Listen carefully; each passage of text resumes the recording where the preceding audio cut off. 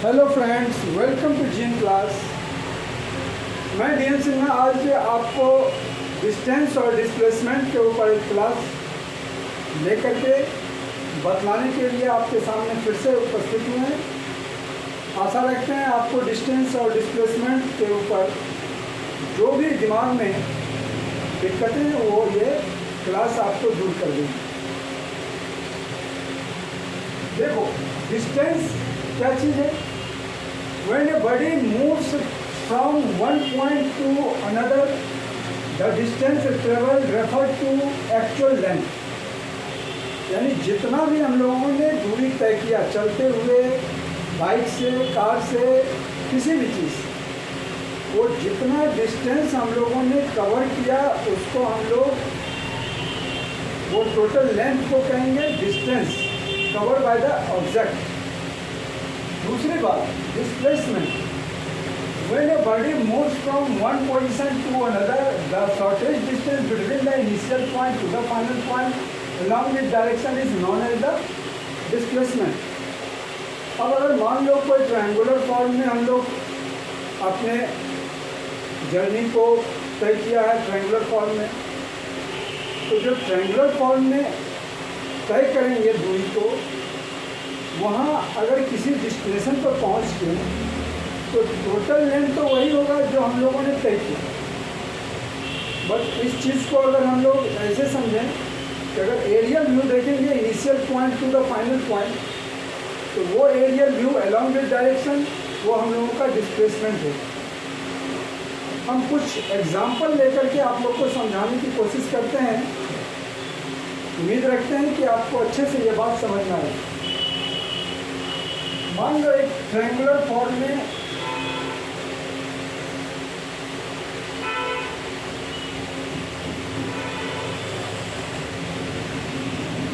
A to B गया है, कोई ऑब्जेक्ट ए से बी पर गया और बी से फिर पहुंच गया सी पर। ये डिस्टेंस मान लेते हैं 5 किलोमीटर और ये डिस्टेंस को हम लोगों ने मान लिया 3 किलोमीटर। और ये एक राइट एंगल ट्रायंगुलर फॉर्म में डिस्टेंस तय किया मान लेते हैं। तो अब ए टू सी क्या होगा? ये ए टू सी क्या होगा? पहले तो ये देखते हैं कि अगर ऑब्जेक्ट ए से स्टार्ट किया अपना ट्रेवलिंग, बी पर पहुंचा और फिर बी से पहुंच गया सी के ऊपर, तो टोटल डिस्टेंस क्या कवर होगा?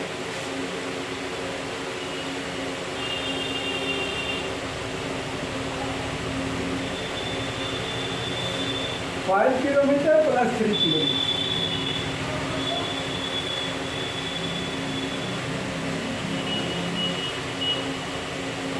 8 किलोमीटर। अब यहाँ से हम लोग कहेंगे डिस्प्लेसमेंट क्या होगा, तो हम लोग इसमें पाइथागोरस थ्योरम का इस्तेमाल कर देंगे। पाइथागोरस क्या कहता है? Base equal to root under hypotenuse square minus perpendicular.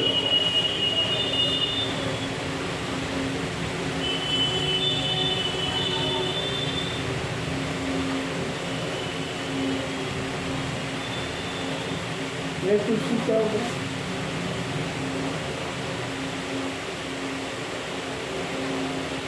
Root under 5 kilometre square minus 3 kilometre square. 25 kilometre square minus 9 kilometre square equal to 16 kilometre square equal to 4 kilometre. तो हम लोगों ने यहाँ पे देखा इसका डिस्प्लेसमेंट क्या होगा? 4 किलोमीटर। अब सारी बात यही रहने दे, अगर कोई object A to B, B to C और सी टू ए आ गया, तो डिस्टेंस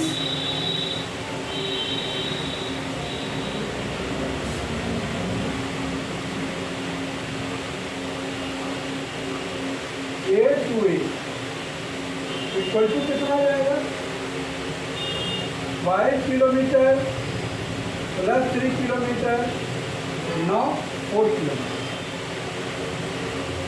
टोटल डिस्टेंस कवर कितना हो जाएगा? 5, 3, 8, 4, 12 kilometre.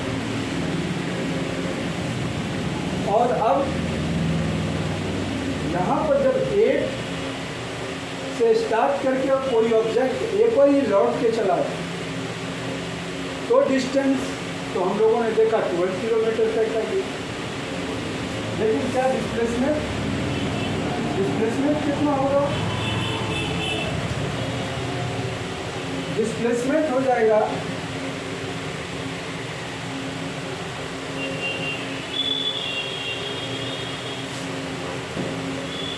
A to A।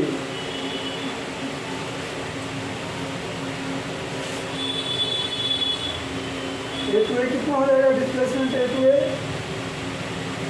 A से चल कर फिर A पर आ गया, यानी initial point and final point एक ही है, तो यहाँ डिस्प्लेसमेंट हो जाएगा 0।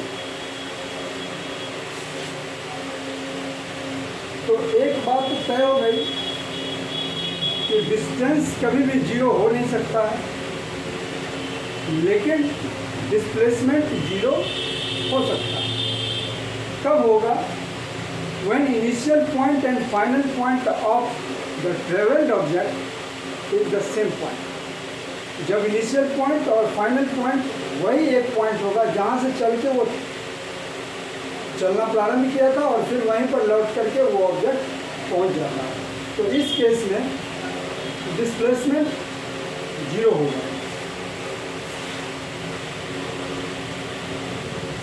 अब आगे बात करते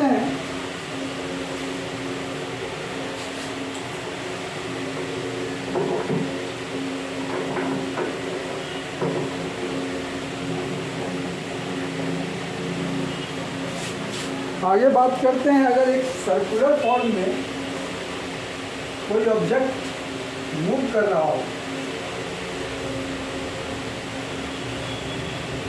सर्कुलर फॉर्म में,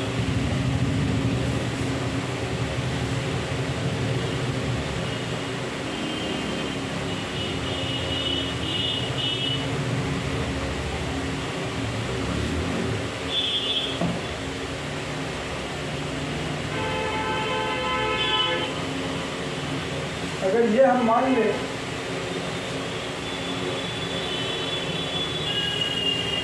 14 मीटर का ये रेडियस है,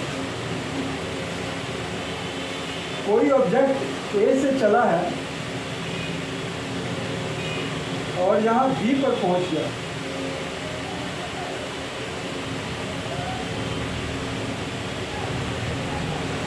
तो ए से चल कर के बी पर पहुँचने में उसका टोटल डिस्टेंस क्या होगा?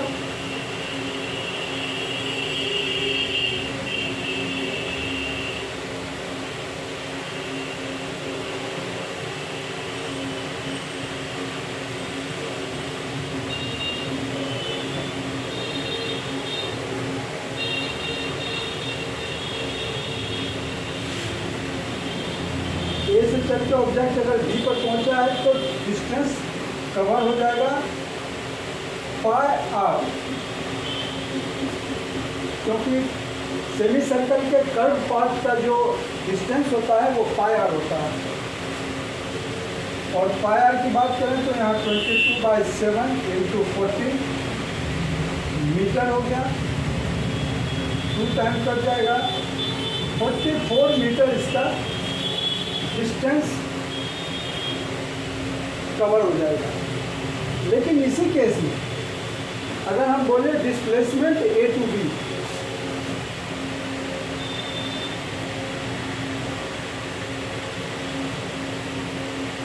A to B, तो क्या होगा? ये सर्कल का डायमीटर हो जाएगा, यानी 14 metre plus 14 metre equal to 28 metre. इस केस में हम लोग देखें कि सर्कुलर फॉर्म है, अगर कोई ऑब्जेक्ट ए से चल के बी पर आया तो डिस्टेंस कवर हो रहा है 44 मीटर और जो डिस्प्लेसमेंट है वो 28 मीटर। लेकिन अगर यहीं पर फिर से क्वेश्चन को हम बदल दें तो ऑब्जेक्ट ए से चलकर फिर ए पर पहुंच गया,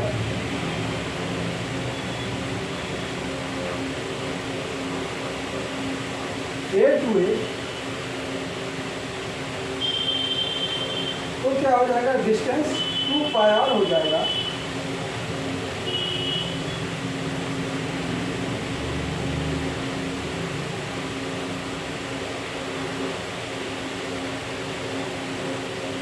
ये आ गया हमारा 88 मीटर डिस्टेंस। लेकिन डिस्प्लेसमेंट क्या हो गया इस जगह पे, ए टू ए डिस्प्लेसमेंट, ए से चलकर फिर ए पर आ गया, इस केस में डिस्प्लेसमेंट हमारा 0 हो गया। अब एक और केस लेते हैं जहाँ पर डिस्टेंस और डिस्प्लेसमेंट पर बात करेंगे।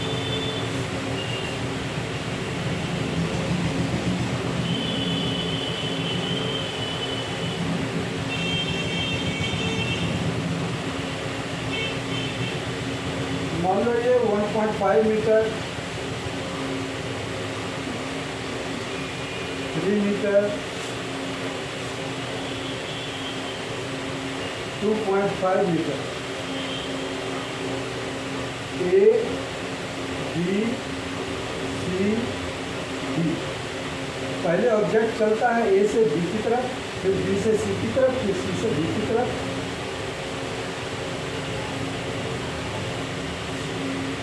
तो यहाँ पर डिस्टेंस कितना हो जाएगा ट्रेवल,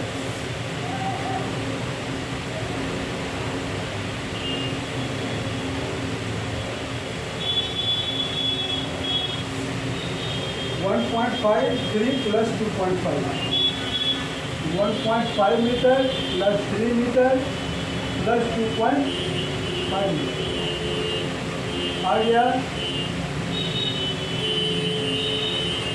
7 मीटर। अब ये टोटल डिस्टेंस 7 मीटर का है, लेकिन ए टू बी डिस्प्लेसमेंट क्या हो,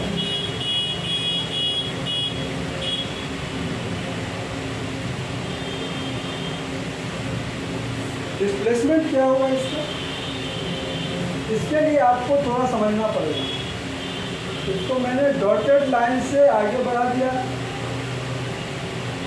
और यहाँ बी से इसको आगे से दिया।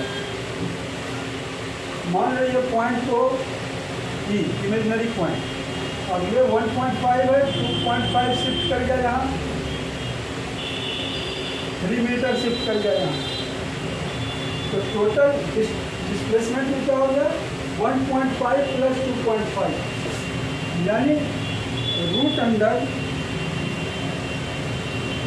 4 मीटर स्क्वायर प्लस ये आपका क्या है 3 मीटर स्क्वायर। टोटल क्या हो गया 16 metre square plus 9 metre square 25 metre square या 5 मीटर। आपका डिस्प्लेसमेंट क्या हो गया ए टू डी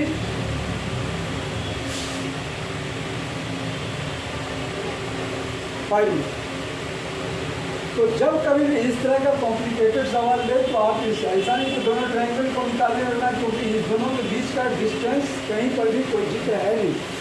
तो इस तरह का केस में इस तरह हम लोग को इमेजनरी लाइन खींच के ट्रायंगल फॉर्म में ला करके और डिस्प्लेसमेंट को निकालेंगे तो काफ़ी आसानी होगी डिस्प्लेसमेंट को कैलकुलेट करने। अगर आपको डिस्टेंस डिस्प्लेसमेंट के अंदर का जो दिक्कत है अगर वो समझने के बाद कुछ दूर हुआ हो तो आप वीडियो को ज़रूर लाइक करो, शेयर करो, कमेंट करो और सब्सक्राइब करो ताकि और भी दूसरे स्टूडेंट को इसका फ़ायदा मिल सके। Thank you.